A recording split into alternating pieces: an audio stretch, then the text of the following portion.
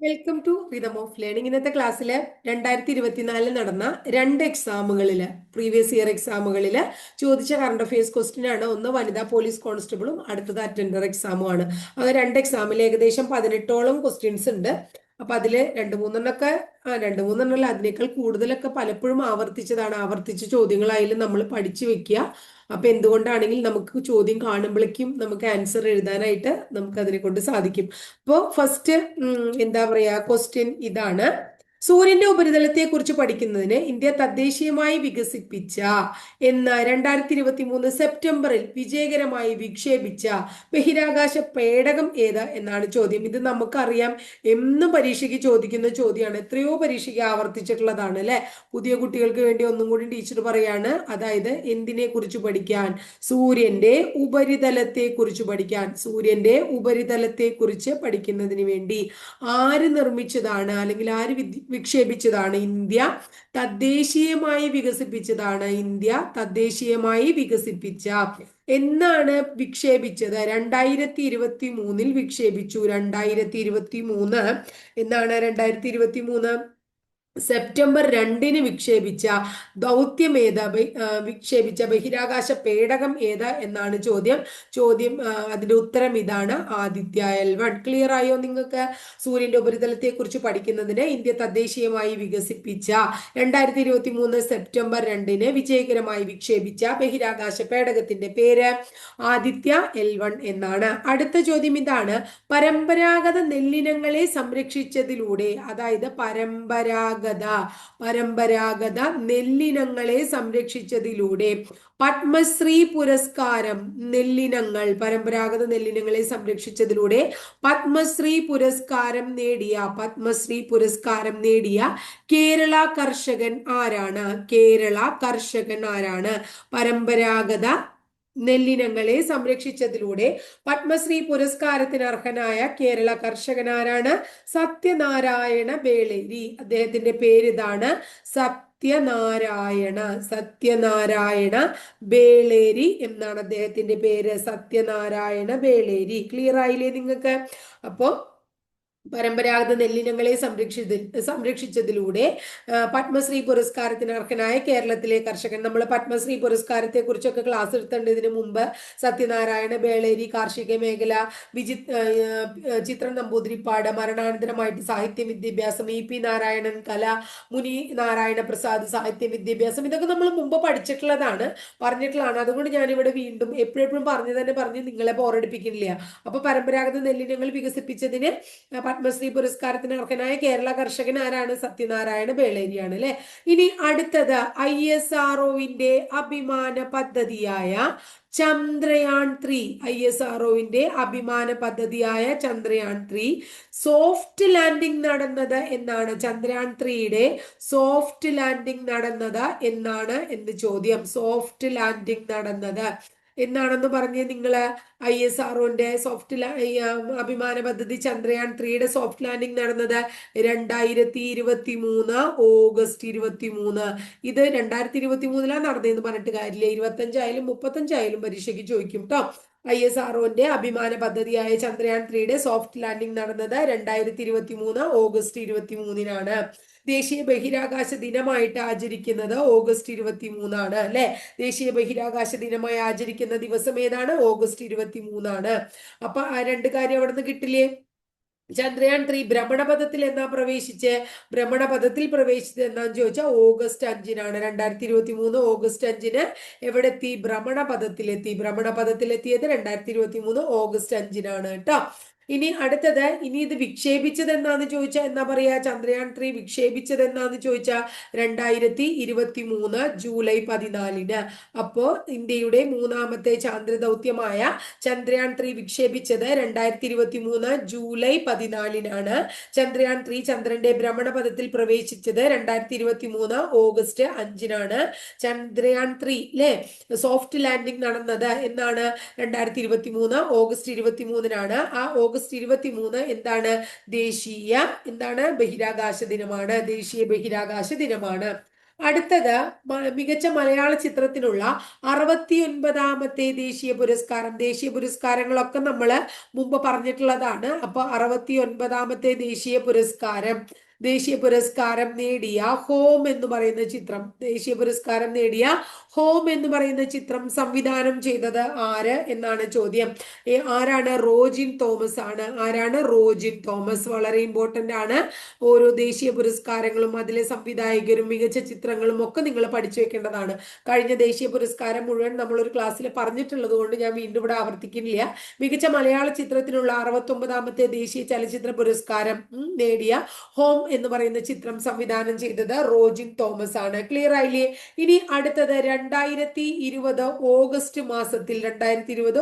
മാസത്തിൽ നമ്മുടെ ഗാന്ധിജിയോടുള്ള ആദര സൂചകമായി നാണയം പുറത്തിറക്കിയ രാജ്യം ഏതാണ്? 2020 ഓഗസ്റ്റ് മാസത്തിൽ ഗാന്ധിജിയോടുള്ള ബഹുമാനാർത്ഥം നാണയം പുറത്തിറക്കിയ രാജ്യം ഏതാണ്? United Kingdom. ഏതാണ്? United Kingdom. 2020 ഓഗസ്റ്റിൽ ഗാന്ധിജിയോടുള്ള സ്മരണാർത്ഥം എന്താണ്? നാണയം പുറത്തിറക്കിയത്. അപ്പൊ നമുക്ക് വേറൊരു കാര്യം കൂടി അനുബന്ധ വസ്തുതയായിട്ട് പഠിക്കാം. 2021 നവംബർ മാസം ദീപാവലിയോടനുബന്ധിച്ച് മഹാത്മാഗാന്ധിയോടുള്ള ആദര സൂചകമായി UK പുറത്തിറക്കിയ നാണയത്തിൽ ആലേഖനം ചെയ്തിരിക്കുന്ന പ്രശസ്തമായിട്ടുള്ള ഉദ്ധരണി ഏതാണ്? ഏതാണെന്ന് അറിയാമോ നിങ്ങൾക്ക്? എന്റെ ജീവിതമാണ് എന്റെ സന്ദേശം. എന്താണ്? എന്റെ ജീവിതമാണ് എന്റെ സന്ദേശം. എന്റെ ജീവിതമാണ് എന്റെ സന്ദേശം അല്ലെ? മഹാത്മാഗാന്ധിയുടെ പ്രസിദ്ധമായിട്ടുള്ള ഉദ്ധരണിയാണ് എന്റെ ജീവിതമാണ് എന്റെ സന്ദേശം. ക്ലിയർ ആയില്ലേ? അപ്പൊ 2020 ഓഗസ്റ്റിൽ മഹാത്മാഗാന്ധിയോടുള്ള ആദരസൂചകമായി നാണയം പുറത്തിറക്കിയ രാജ്യം യുണൈറ്റഡ് കിങ്ഡം. 2021 നവംബറിൽ ദീപാവലിയോടനുബന്ധിച്ച് മഹാത്മാഗാന്ധിയോടുള്ള ആദരസൂചകമായി UK പുറത്തിറക്കിയ നാണയത്തിൽ ആലേഖനം ചെയ്തിരിക്കുന്ന പ്രശസ്ത ഉദ്ധരണി ഏതാണ്? എന്റെ ജീവിതമാണ് എന്റെ സന്ദേശം എന്നതാണ്. ഇനി അടുത്തത് 2023, അതേ ക്വസ്റ്റ്യൻ പേപ്പറിലെ അടുത്ത ചോദ്യം. 2023 ഒക്ടോബർ മാസത്തിൽ നടൻ മമ്മൂട്ടിയോടുള്ള ആദരസൂചകമായി അദ്ദേഹത്തിന്റെ മുഖമുള്ള എന്താണ് 10,000 പേഴ്സണലൈസ്ഡ് സ്റ്റാമ്പുകൾ പ്രകാശനം ചെയ്ത രാജ്യം ഏതാണ്? ഓസ്ട്രേലിയ. ഓസ്ട്രേലിയ. അപ്പൊ എന്താ പറഞ്ഞത് നമ്മള്? 2023 ഒക്ടോബർ മാസം നടൻ മമ്മൂട്ടിയോടുള്ള ആദരസൂചകമായി അദ്ദേഹത്തിന്റെ മുഖമുള്ള 10,000 പേഴ്സണലൈസ്ഡ് സ്റ്റാമ്പുകൾ പ്രകാശനം ചെയ്ത രാജ്യം ഏതാണ്? ഓസ്ട്രേലിയയാണ്. അടുത്ത ചോദ്യം ഇതാണ്. ഇന്ത്യയിലെ ഏറ്റവും വലിയ ആഴക്കടൽ തുറമുഖം ഏതാണ്? ആഴക്കടൽ തുറമുഖം. ഇന്ത്യയിലെ ഏറ്റവും വലിയ ആഴക്കടൽ തുറമുഖം എന്ന് പറയുന്ന ആ ഒരു ബഹുമതി ലഭിച്ചത് ഇപ്പോ ഏതിനാണ്? വിഴിഞ്ഞം തുറമുഖത്തിനാണ്. ഇന്ത്യയിലെ ഏറ്റവും വലിയ ആഴക്കടൽ തുറമുഖമാണ് വിഴിഞ്ഞം തുറമുഖം. 2023 ഒക്ടോബർ മാസം 15-ാം തീയതി വിഴിഞ്ഞം തുറമുഖം ഔദ്യോഗികമായി ഉദ്ഘാടനം ചെയ്തു. 2023 ഒക്ടോബർ മാസം 15-ാം തീയതി. ഈ വിഴിഞ്ഞം തുറമുഖത്തെത്തിയ ആദ്യത്തെ കപ്പൽ ഏതാണ്? വിഴിഞ്ഞം തുറമുഖത്തെത്തിയ ആദ്യത്തെ കപ്പലിന്റെ പേര് ഷെൻഹുവ 15 എന്നാണ്. ഷെൻഹുവ 15 എന്നുള്ളത് വിഴിഞ്ഞം തുറമുഖത്തെത്തിയ ആദ്യത്തെ എന്താണ്? കപ്പലാണ് എന്ന് ഓർത്തു വയ്ക്കുക. വിഴിഞ്ഞം തുറമുഖത്തിന്റെ ലൊക്കേഷൻ കോഡ് ചോദിക്കാം. വളരെ ഇമ്പോർട്ടന്റ് ആണ്. IN. എന്താണ്? IN NYYI. അതിലെ IN ലൊക്കേഷൻ കോഡിലെ IN എന്തിനെ സൂചിപ്പിക്കുന്നു? ഇന്ത്യയെയും. NYY എന്നത് നെയ്യാറ്റിൻകര താലൂക്കിനെയും സൂചിപ്പിക്കുന്നു. NYY1 അല്ലെ? ഇത് എന്താണ്? NYY എന്നുള്ളത് നെയ്യാറ്റിൻകര താലൂക്കിനെയും സൂചിപ്പിക്കുന്നു. ക്ലിയർ ആയില്ലേ? ഇനി വിഴിഞ്ഞം തുറമുഖത്തെത്തിയ ആദ്യത്തെ കണ്ടെയ്നർ മദർഷിപ്പ് ഏത് എന്ന് ചോദിച്ചാൽ സാൻ ഫെർണാണ്ടോ എന്ന് പറയണം. ആദ്യത്തെ കണ്ടെയ്നർ മദർഷിപ്പ് ഏതാണ്? San Fernando. സാൻ ഫെർണാണ്ടോ ആണ് കേട്ടോ. അപ്പൊ ഒന്നും കൂടെ പറഞ്ഞേ. നിങ്ങൾ ആദ്യം തൊട്ട് 69ാമത്തെ ദേശീയ പുരസ്കാരം നേടിയ അല്ലെ മലയാള ചലച്ചിത്രമായിട്ടുള്ള ഹോമിന്റെ സംവിധായകനാരാണ്? റോജിൻ തോമസ് ആണ്. അടുത്തത് 2020 ഓഗസ്റ്റിൽ മഹാത്മാഗാന്ധിയോടുള്ള ആദരസൂചകമായി നാണയം പുറത്തിറക്കിയ രാജ്യം ഏതാണ്? UK ആണ്. അടുത്തത് 2023 ഒക്ടോബറിൽ മമ്മൂട്ടിയോടുള്ള ആദരസൂചകമായി അദ്ദേഹത്തിന്റെ മുഖമുള്ള 10,000 പേഴ്സണലൈസ്ഡ് സ്റ്റാമ്പുകൾ പുറത്തിറക്കിയ രാജ്യം ഏതാണ്? ഓസ്ട്രേലിയയാണ്. ഇന്ത്യയിലെ ഏറ്റവും ആഴം കൂടിയ കണ്ടെയ്നർ തുറമുഖം ഏതാണ്? വിഴിഞ്ഞമാണ്. ഇനി അതിന്റെ ഇടയിൽ നമ്മൾ പറഞ്ഞു 2021 നവംബറിൽ ദീപാവലിയോടനുബന്ധിച്ച് മഹാത്മാഗാന്ധിയോടുള്ള ആദരസൂചകമായി UK പുറത്തിറക്കിയ നാണയത്തിൽ ആലേഖനം ചെയ്തിരിക്കുന്ന അദ്ദേഹത്തിന്റെ പ്രശസ്തമായിട്ടുള്ള ഉദ്ധരണി എന്താണ്? എന്റെ ജീവിതമാണ് എന്റെ സന്ദേശം. വിഴിഞ്ഞം തുറമുഖം ഔദ്യോഗികമായി ഉദ്ഘാടനം ചെയ്തത് 2023 ഒക്ടോബർ 15-നാണ്. വിഴിഞ്ഞം തുറമുഖത്തെത്തിയ ആദ്യത്തെ കപ്പൽ ഷെൻഹുവ 15 ആണ്. വിഴിഞ്ഞം തുറമുഖത്തിന്റെ ലൊക്കേഷൻ കോഡ് INNYY1 എന്നാണ്. ലൊക്കേഷൻ കോഡിലെ IN ഇന്ത്യയെയും NYY എന്നത് നെയ്യാറ്റിൻകര താലൂക്കിനെയും സൂചിപ്പിക്കുന്നു. വിഴിഞ്ഞം തുറമുഖത്തെത്തിയ ആദ്യത്തെ കണ്ടെയ്നർ മദർഷിപ്പ് ഏതാണ്? സാൻ ഫെർണാണ്ടോ എന്നാണ്. സാൻ ഫെർണാണ്ടോ വളരെ പ്രധാനമാണ്. ഇതൊക്കെ ക്ലിയർ ആയിട്ട് പഠിച്ചു വെച്ചോളോട്ടോ, പരീക്ഷയ്ക്ക് ചോദിച്ചിട്ടുള്ള ചോദ്യങ്ങളാണ്. അടുത്ത ചോദ്യം അതായത് ആന്റോണിയോ ഗൂട്ടറസ് ആരാണ് എന്നാണ്. എന്താ ചോദ്യം അല്ലെ? തിരിച്ച ചോദ്യം. ആന്റോണിയോ ഗൂട്ടറസ് ആരാണ്? ആരാണ് ആന്റോണിയോ ഗൂട്ടറസ് എന്ന് പറയുന്നത്? നിങ്ങൾക്ക് എല്ലാവർക്കും അറിയുന്നതാണ്. യുണൈറ്റഡ് നേഷൻ ഓർഗനൈസേഷന്റെ സെക്രട്ടറി ജനറൽ ആണ് ആന്റോണിയോ ഗൂട്ടറസ്. UN സെക്രട്ടറി ജനറൽ ആണ് ആര്? ആന്റോണിയോ ഗൂട്ടറസ് എന്ന് പറയുന്നത്. ഇനി അടുത്ത ചോദ്യം ഇതാണ്. അടുത്ത കാലത്ത് വിനോദസഞ്ചാരം പ്രോത്സാഹിപ്പിക്കാൻ ഇന്ത്യ ഉൾപ്പെടെ 33 രാജ്യങ്ങൾക്ക് വിസ ഇളവ് അനുവദിച്ചത് ഏത് രാജ്യമാണ്? വിസ ഇളവ് അനുവദിച്ചത് ഏത് രാജ്യമാണ്? ഇറാനാണ്. അപ്പൊ ഈ അടുത്ത കാലത്ത് വിനോദസഞ്ചാരം പ്രോത്സാഹിപ്പിക്കാൻ വേണ്ടി ഇന്ത്യ ഉൾപ്പെടെ 33 രാജ്യങ്ങൾക്ക് വിസ ഇളവ് അനുവദിച്ച രാജ്യം ഏതാണ്? ഇറാനാണ്. ഇറാനെ കുറിച്ച് പറയുമ്പോൾ 2024 മെയ് മാസത്തില് ഇറാന്റെ പ്രസിഡന്റ് ഹെലികോപ്റ്റർ അപകടത്തിൽ മരണപ്പെടുകയുണ്ടായില്ലേ? അദ്ദേഹത്തിന്റെ പേര് എന്താണ് എന്നും ചോദിക്കാം. വളരെ പ്രധാനപ്പെട്ടതാണത്. Ebrahim Raisi. എന്താണ് അദ്ദേഹത്തിന്റെ പേര്? Ebrahim Raisi.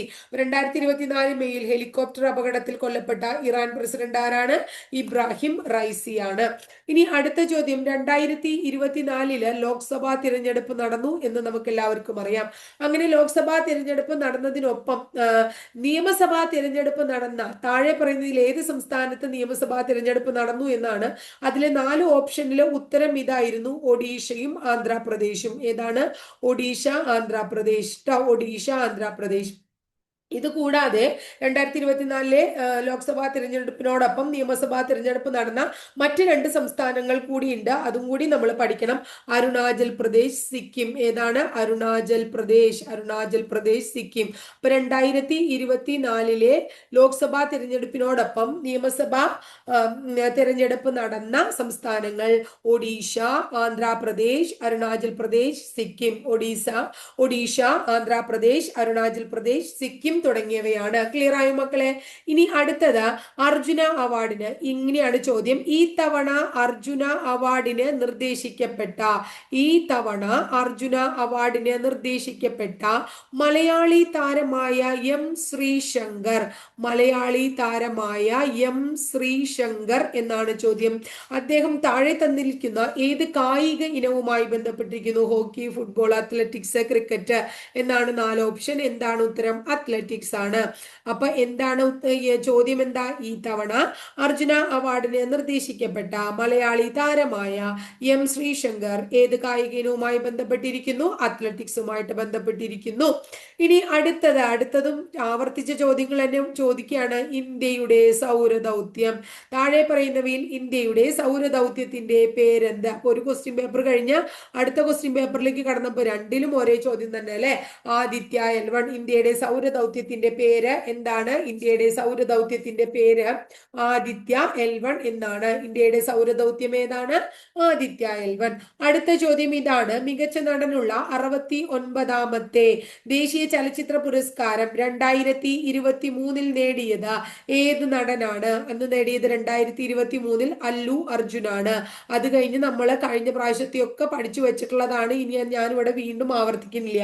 അപ്പൊ മികച്ച നടനുള്ള 69ാമത്തെ ദേശീയ ചലച്ചിത്ര പുരസ്കാരം 2023 നേടിയത് അല്ലു അർജുനാണ്. അടുത്ത ചോദ്യം എന്തായിരുന്നു അതിന് മുമ്പത്തെ? ഇന്ത്യയുടെ സൗരദൗത്യത്തിന്റെ പേര് ആദിത്യ L1 എന്നാണ്. അർജുന അവാർഡിന് നിർദ്ദേശിക്കപ്പെട്ട മലയാളി താരമായിട്ടുള്ള എം ശ്രീശങ്കർ ഏത് കായികനവുമായി ബന്ധപ്പെട്ടിരിക്കുന്നു? അത്ലറ്റിക്സ് ആണ്. 2024 ലോക്സഭാ തിരഞ്ഞെടുപ്പിനോടൊപ്പം നിയമസഭാ തിരഞ്ഞെടുപ്പ് നടന്ന സംസ്ഥാനങ്ങൾ ഏതൊക്കെയാണ്? ഒഡീഷ, ആന്ധ്രാപ്രദേശ്, അരുണാചൽ പ്രദേശ്, സിക്കിം എന്നിവയാണ്. ഇനി ഈ അടുത്ത കാലത്ത് വിനോദസഞ്ചാരം പ്രോത്സാഹിപ്പിക്കാൻ ഇന്ത്യ ഉൾപ്പെടെ 33 രാജ്യങ്ങൾക്ക് വിസ ഇളവ് അനുവദിച്ച രാജ്യം ഏതാണ്? ആരാണ്? ഇറാനാണ്. അടുത്തത് ആന്റോണിയോ ഗുട്ടറസ് ആരാണ്? UN സെക്രട്ടറി ജനറൽ ആണ്. ആരാണ് Antonio Guterres? UN secretary general ആണ്. അടുത്ത ചോദ്യം 2024 സമ്മർ ഒളിമ്പിക്സ്. ഇതും നമ്മൾ മുമ്പ് പലപ്പോഴും പറഞ്ഞിട്ടുള്ളതാണ്. 2024 സമ്മർ ഒളിമ്പിക്സ് എവിടെയാണ് നടക്കണേ? 2024 സമ്മർ ഒളിമ്പിക്സ് അങ്ങനെയാണ് അത് മുൻ വർഷങ്ങളിൽ ചോദിക്കും. നടക്കണതിന് മുമ്പ് ചോദിക്കുമ്പോൾ 2024 സമ്മർ ഒളിമ്പിക്സ് എവിടെ നടന്നു എന്ന് ചോദിക്കും അല്ലെ. എവിടെയാണ്? പാരീസ്. 2024 സമ്മർ ഒളിമ്പിക്സ് നടത്താൻ ഉദ്ദേശിച്ചിരിക്കുന്ന വേദി എവിടെയാണെന്നാ ചോദിച്ചത്? പാരീസ്. ഇനിയാണെങ്കിൽ നമുക്ക് ചോദിക്കാം എവിടെയാണ് 2024 സമ്മർ ഒളിമ്പിക്സ് കഴിഞ്ഞ് എന്ന് നമ്മൾ ചോദിക്കും. എവിടെയാണത്? പാരീസിലാണ്. ഇനി അടുത്തത് 2023 നിപ്പ റിപ്പോർട്ട് ചെയ്തു. നിപ്പ എന്താണ്? നിപ്പ വൈറസ് അല്ലെ.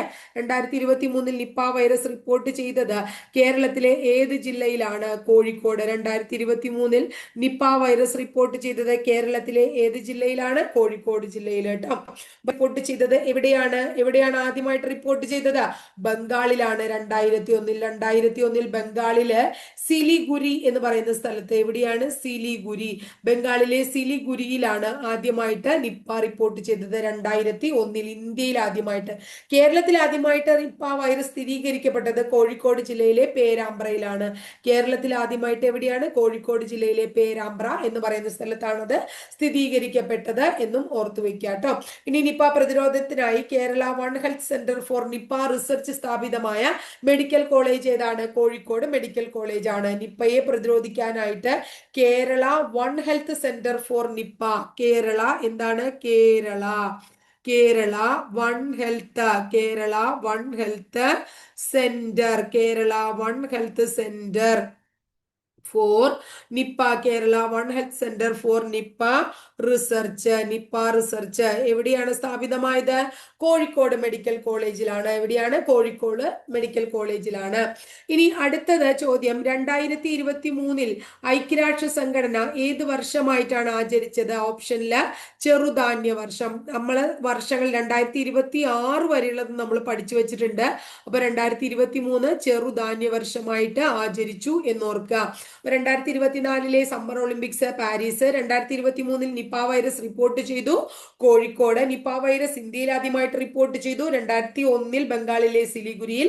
കേരളത്തിൽ ആദ്യമായി നിപ്പ വൈറസ് സ്ഥിരീകരിച്ചു എവിടെയാണ്? 2018 കോഴിക്കോട് ജില്ലയിലെ പേരാമ്പ്രയിൽ. നിപ്പ പ്രതിരോധത്തിനായി Kerala one health centre for Nipah research സ്ഥാപിതമായ medical college Kozhikode medical college ആണ്. ഇത്രയും കാര്യം ക്ലിയർ ആയില്ലേ? അടുത്ത ചോദ്യം ചന്ദ്രയാൻ 3 വിക്ഷേപണത്തെ കുറിച്ചാണ്. ചന്ദ്രയാൻ 3. അപ്പൊ ചന്ദ്രയാൻ 3 വിക്ഷേപണത്തിന്റെ അവസാന ഘട്ടത്തിലുള്ള ക്രയോജനിക് എഞ്ചിൻ എന്താണ്? അവസാന ഘട്ടത്തിലുള്ള ക്രയോജനിക് എഞ്ചിൻ. ആ ക്രയോജനിക് എഞ്ചിനില് ഉപയോഗിച്ചിരിക്കുന്ന, അതിന് യൂസ് ചെയ്തിരിക്കുന്ന പ്രൊപ്പല്ലന്റ് ഏതാണ്? ഏത് പ്രൊപ്പല്ലന്റ് ആണ് നമ്മുടെ ചന്ദ്രയാൻ 3 ക്രയോജനിക് എഞ്ചിനില് ഉപയോഗിച്ചിരിക്കുന്നത്? ഏതാണെന്നറിയോ നിങ്ങൾക്ക്? ദ്രാവക ഹൈഡ്രജനും ഓക്സിജനും. ദ്രാവക ഹൈഡ്രജനും അതുപോലെ തന്നെ ദ്രാവക ഓക്സിജനും. ദ്രാവക ഹൈഡ്രജനും ദ്രാവക ഓക്സിജനുമാണ് ചന്ദ്രയാൻ 3 വിക്ഷേപണത്തിന്റെ അവസാന ഘട്ടത്തിലുള്ള ക്രയോജനിക് എഞ്ചിനിൽ ഉപയോഗിച്ചിരിക്കുന്ന പ്രൊപ്പല്ലന്റ് എന്ന് മനസ്സിലാക്കാം. ഇനി അടുത്ത ചോദ്യം ഇന്ത്യയിലെ ആദ്യത്തെ ജല ബഡ്ജറ്റ് തയ്യാറാക്കുന്ന സംസ്ഥാനം ഏതാണ്? ഇന്ത്യയിലെ ആദ്യത്തെ ജല ബഡ്ജറ്റ് തയ്യാറാക്കുന്ന സംസ്ഥാനം ഏതാണ്? കേരളമാണ്. ഏതാണ് സംസ്ഥാനം? കേരളമാണ്. അപ്പോ ഇന്ത്യയിലെ ആദ്യത്തെ ജല ബഡ്ജറ്റ് തയ്യാറാക്കുന്ന സംസ്ഥാനം കേരളം. അതുപോലെ തന്നെ എന്താണ്? ചന്ദ്രയാൻ 3 വിക്ഷേപണത്തിന്റെ അവസാന ഘട്ടത്തിലുള്ള ക്രയോജനിക് എഞ്ചിൻ ഉപയോഗിച്ചിരിക്കുന്ന പ്രൊപ്പല്ലന്റ് ദ്രാവക ഹൈഡ്രജനും ദ്രാവക ഓക്സിജനും. 2023 ഐക്യരാഷ്ട്ര സംഘടന ചെറുധാന്യ വർഷമായിട്ട് ആചരിച്ചു. 2023 നിപ്പ വൈറസ് റിപ്പോർട്ട് ചെയ്തത് എവിടെയാണ്? കോഴിക്കോട് ജില്ലയിലാണ്. 2024 സമ്മർ ഒളിമ്പിക്സ് എവിടെയാണ്? പാരീസിലാണ്.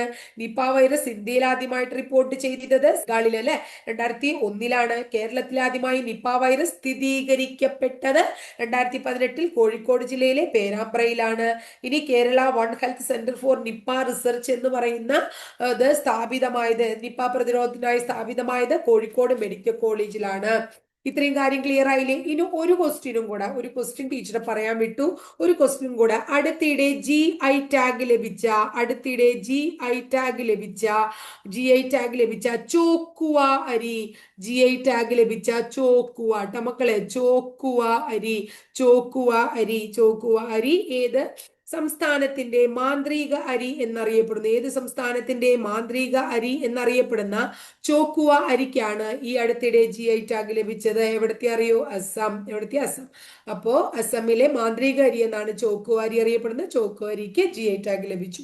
അപ്പൊ ഇന്ന് ഇത്ര ക്വസ്റ്റ്യൻസ് ഉള്ളൂ കേട്ടോ. വളരെ ഇമ്പോർട്ടന്റ് ആയിട്ടുള്ള, പരീക്ഷയ്ക്ക് വന്നിട്ടുള്ളതാണ്. അപ്പൊ പിന്നെയും ഇമ്പോർട്ടന്റ് എന്ന് പറയേണ്ട കാര്യമില്ലല്ലോ. അതിൻ്റെതായിട്ടുള്ള ഗൗരവത്തോട് കൂടിയിട്ട് നിങ്ങൾ പഠിക്കാം. ഇന്ന് ഇത്രയേ ഉള്ളൂ. അടുത്ത ദിവസം മറ്റൊരു ടോപ്പിക്കുമായി നമുക്ക് വീണ്ടും കാണാം കേട്ടോ.